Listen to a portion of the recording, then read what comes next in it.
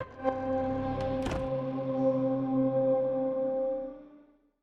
have you been, Rich? So this is a pretty big deal for you. Are you? Is this gonna wrap up the story arc for what year is Deadlands gonna wrap up the big story arc that's been happening over this past year and a half? It is. That is the Gates of Oblivion story arc is coming to an end. It doesn't mean it's the end of stories in general in ESO, but it's this year's year-long story, and there's some really really exciting things with just being able to go in and explore Mehrunes Dagon's realm. So just talk about that journey in general. I mean, this is it's been building up to this for quite a while. Any pressure to deliver on the big climatic finale?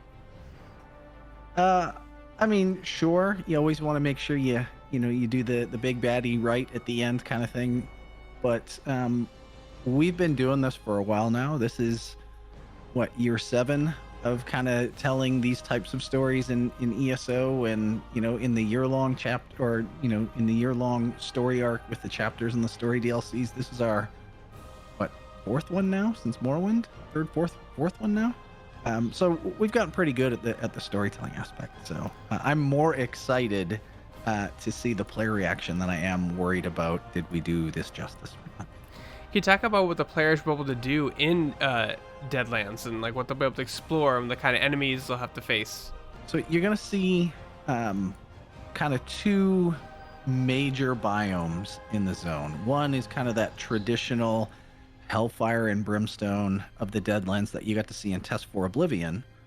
The other biome is more focused on storms and lightning and just wasteland, which is a really really cool kind of mix of things. It's brand new, nobody's ever seen this before, so we got to kind of put our own spin on what the Deadlands could look like, which was a lot of fun.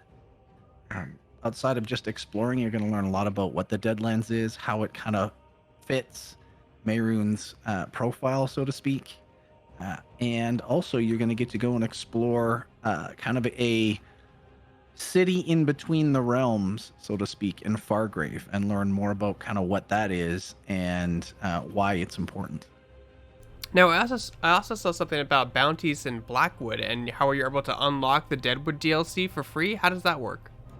Yeah, so there is an event that is going to start on Thursday, I believe. And it is a week-long-ish event where players can complete quests. Actually, I think this is Explore Blackwood, uncovering a number of interesting locations, earning the Pathfinder achievement. And if enough players do that, there's a bunch of rewards that they can unlock for the community. And the big reward at the end of that, if they hit the milestones, is to unlock the Deadlands DLC for everybody that has Blackwood. Do you think you'll do something like that with older expansions in DLC to have players kind of rivet back to that time and place in Tamriel? We've done bits and pieces of that. So we did something like this with Somerset, which was a thing. Players got a really cool house for completing that, doing that one. Murkmire, we have given away in the past with the daily login rewards. So we kind of experiment with a lot of these different things and just try to find new ways for players to get involved. You also have like a collaboration with the heavy metal band for this particular expansion. Talk about Trivium, yeah. how did that relationship come about? I mean, I think, well, number one, a lot of the team are big fans of Trivium. And so we're always kind of looking for ways to kind of grow our reach, get, new eyeballs on the game and whatnot. And Matt Heafy actually is a big Elder Scrolls player and likes Elder Scrolls. And so that just kind of meshed and came together. And this year, out of all the years with Mehrunes Dagon and this kind of deep, dark storyline, kind of really fit well with the overall theme and tones of Trivium. And so the partnership just kind of came about from there. No, definitely. Daedric deities definitely would listen to death metal or heavy metal. Yeah, They definitely would absolutely. do that. That'd be their go-to on their playlist.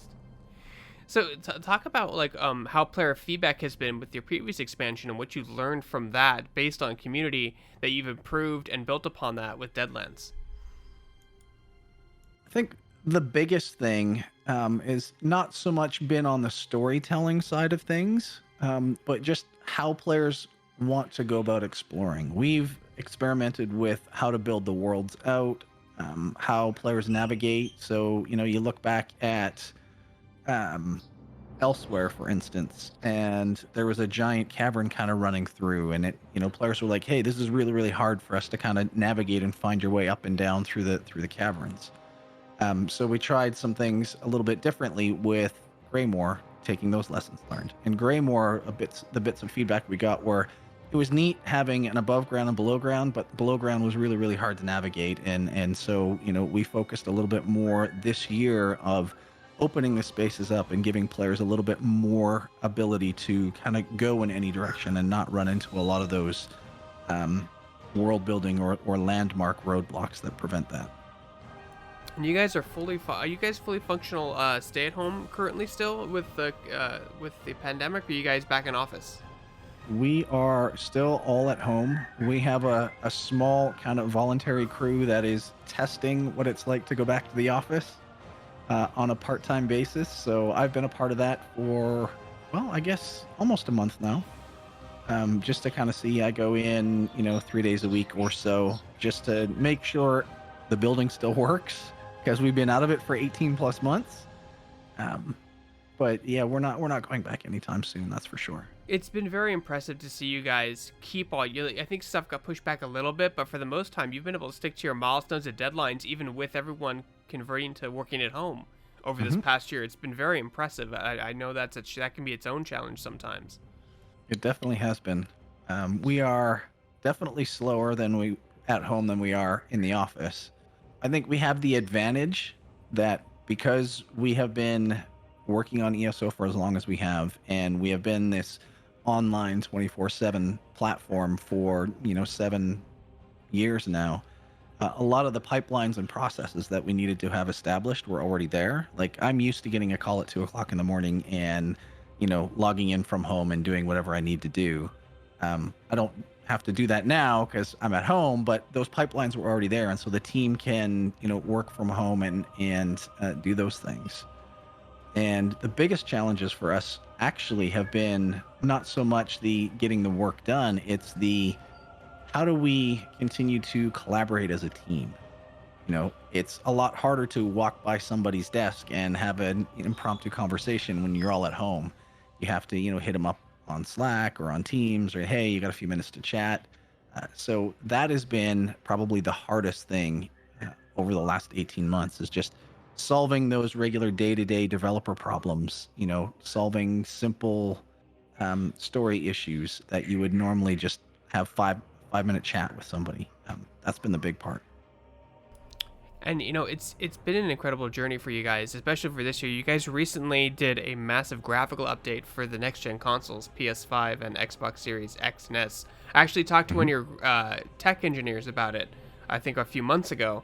What was it like going through that process? Because I know that's more of a technical process, but it's still a tremendous amount of work to try to upgrade a game as old as yours to, for real-time shadows, reflections, ray tracing, just getting textures updated, especially on the console side. It really is quite an incredible feat.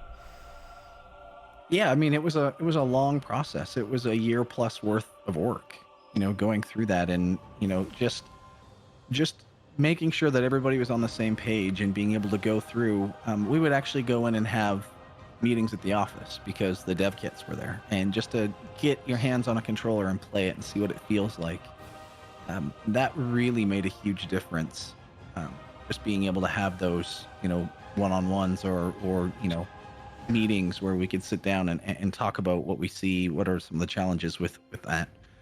But again, we've been doing this for a while, so it wasn't like we were reinventing the wheel. We already had a lot of those pipelines and processes in place, and that actually helped us with some of the newer things that we've been working on, like the DLSS technology and the DLAA stuff that we just put in update 32. We were able to, kind of put that in there and not run into too many roadblocks.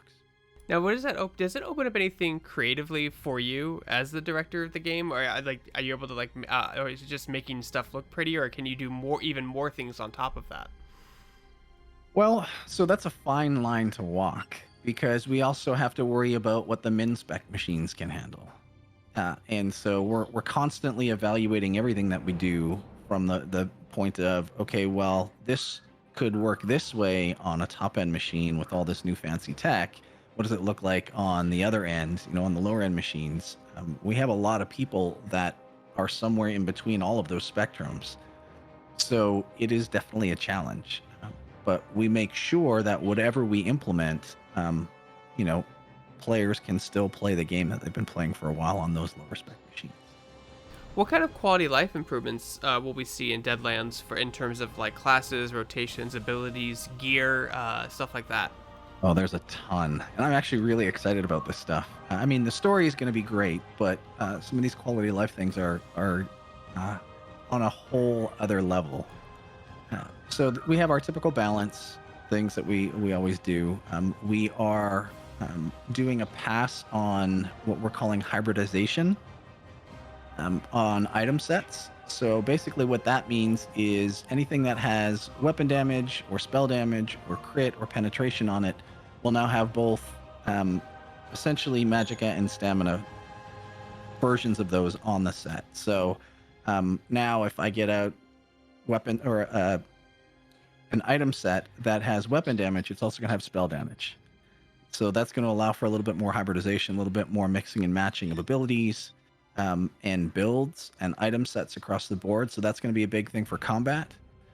We also have what we're calling curated item set RNG, which basically means we are going to be leveraging the item set collection system or the sticker book that we implemented in the chapter.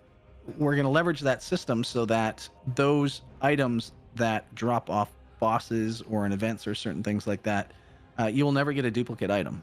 So you'll be able to fill out your sticker book after a certain amount of time, always making progress to it.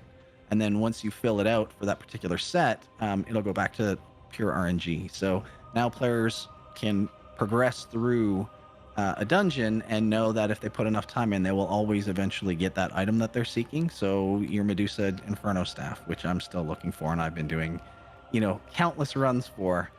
I only need 2 more items from that particular set. So now when I go into Arx Cranium and kill that boss, if it rolls the Medusa, I'm going to guaranteed get one of those 2 items, which is really, really cool.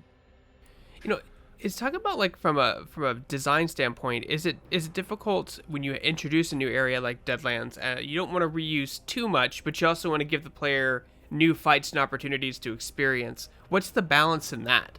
That's a tough one, and I don't think there's a magic formula for that.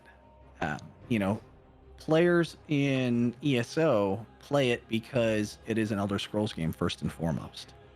So whenever we can, we try to throw some of that nostalgia in there and give players oh, hey, I remember this. This looks just like I remember it from Test 4 or, whatever game, last year was Skyrim and Greymore. And so, we tried to really touch on those points. But players also like new things. And so as developers, finding that balance is tough. We like to try to do as much new stuff as we can while having nice throwbacks, because as a developer, you kind of always want to make it your own, and we have a lot of freedom and latitude to do that, which is really, really cool. Speaking of balance, is it difficult when? Well, sorry, my cat's about to jump up, and I'm like, no, do not jump. She's very rude. Do not jump. So I'm trying to gauge it if she's gonna jump. My question is, if you can answer it, obviously there has been a lot of controversy with another MMO, which we won't mention here, but since that controversy and people have left that game, have you seen an increase in player base on your side of the game? People trying out Tamriel for the first time? Sure. I mean, that's kind of the nature of the market as well, right? There's a bunch of games, there's healthy competition there.